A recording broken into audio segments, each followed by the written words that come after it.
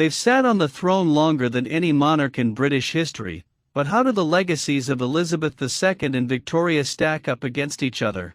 Queen Elizabeth II became the longest-serving monarch in British history, surpassing her great-great-grandmother Victoria's extraordinary record of 63 years and 216 days.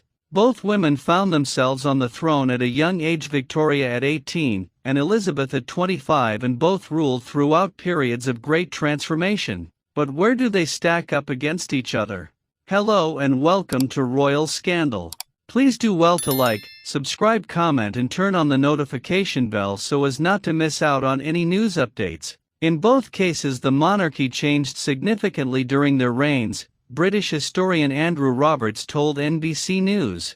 They were both very good at judging the public mood and modernizing the monarchy accordingly. Both of them, towards the end of their lives, the monarchy became tremendously popular. Victoria acceded to the throne in 1837 and oversaw the British Empire during its peak, at one point ruling over 1/4 of the world's landmass. She married Prince Albert in 1840, and the pair had 9 children who all married into royal or noble families throughout Europe. She had 42 grandchildren, earning the nickname the Grandmother of Europe. Victoria was deeply committed to the advancement of the empire, Roberts said, adding that Victorian values laid the foundation for a middle-class confidence that made the Britain a force to be reckoned with. He added, she became the grandmother of constitutional monarchy. She turned the monarchy from a theoretically absolute monarchy into a constitutionally limited monarchy of the kind that we understand today. Victoria died a popular queen in 1901, but it wasn't always that way. She famously withdrew into seclusion following Albert's death in 1861. She wore widow's black for the rest of her life, and avoided public engagements for a decade. Her retreat from the public eye was not unexpected to begin with. It was convention for a monarch to go into mourning, but her prolonged seclusion gave rise to rumors that she may have gone mad, and helped buoy the Republican movement at the time. Queen Victoria withdrew, said Ingrid Seward, the editor of Majesty magazine. When her husband died, she didn't do anything. She didn't see anyone. She became the invisible queen until towards the end of her reign. Although Victoria didn't partake in public functions, she continued to work in private. She eventually returned to the public eye after her son, Edward, a future king, beat severe illness in 1871. Victoria's years in seclusion could have hurt her if she hadn't come out of seclusion, Roberts said. She realized what the public wanted and adapted herself to it. Her achievements are huge in my view, and much bigger than any of the males that reigned between her and Elizabeth. While Victoria reigned during the Industrial Revolution, Elizabeth has overseen the period of extraordinary technological advancement and social change. Roberts said the Elizabeth had a deft political sense and had shown excellent leadership both in Britain and throughout the Commonwealth, which he said could have quite easily fallen apart under different management. She had a sixth sense for what is in the wind, he said.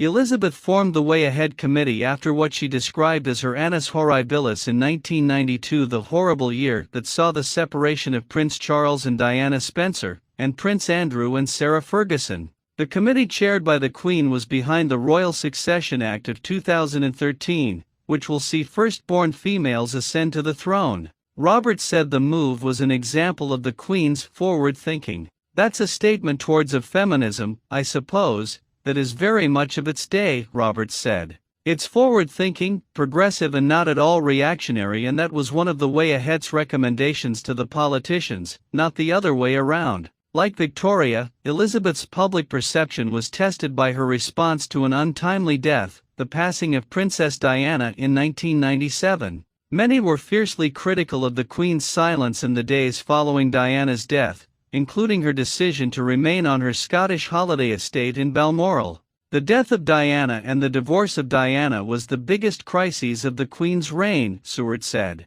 There was a real bristling amongst the loyal subjects of the Queen, and she felt it. The Queen returned to London 5 days later, and on the eve of Diana's funeral made an unprecedented televised tribute to her ex-daughter-in-law. She also responded to public outcry by breaking protocol and flying the Union flag at half-staff above Buckingham Palace, something that had never been done. Historically, when there's a death in the family, the royals retreat into mourning, Seward added. The Queen thought the way to deal with the death of Diana was just to stay quiet, look after the boys, go to church and try to keep life on an even keel. The tragedy was exacerbated by a ravenous media and a global outpouring of grief, a burden that would have sat uneasily with Victoria. The Queen knew that nowadays you have to be visible, Seward said. Victoria was more of an invisible queen, and in my opinion was far more selfish than our late Queen. Robert said Elizabeth had improved the royal family's image in the years since Diana's death. It was the most unpopular the monarchy has been since the abdication crisis of 1936, he said. And by pretty ruthless news management and the process of time, and also through this way ahead committee, she actually brought the monarchy back from its lowest point to being almost universally popular. Roberts added, this was a remarkable woman. Not just because of her longevity, but because of her forward thinking on the political problems the monarchy might have. Thank you so much for watching. Please like and subscribe.